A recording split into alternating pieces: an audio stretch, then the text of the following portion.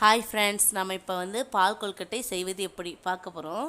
பால் கொழுக்கட்டைக்கு தேவையானது ரவோண்டு சுடு தண்ணி சுட வச்சு அதை பச்சரிசி மாவில் உப்பு சேர்த்து பிசைஞ்சதை வச்சுருக்கேன்.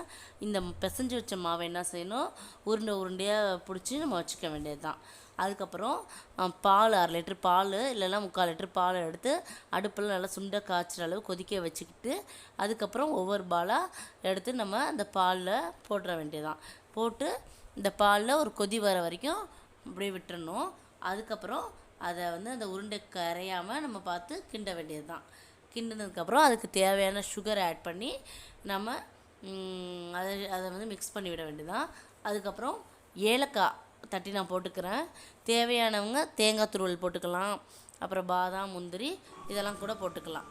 ஆனால் நான் வெறும் ஏலக்காய் மட்டும்தான் போட்டிருக்கேன். இதை இப்போ ரெடி ஆகிடுச்சு. இது வேறு பவுலில் எடுத்துகிட்டு பசங்கள்கிட்ட போய் கொடுத்து நம்ம எப்படி இருக்குன்னு டேஸ்ட் பண்ண சொல்லி கேட்போம்.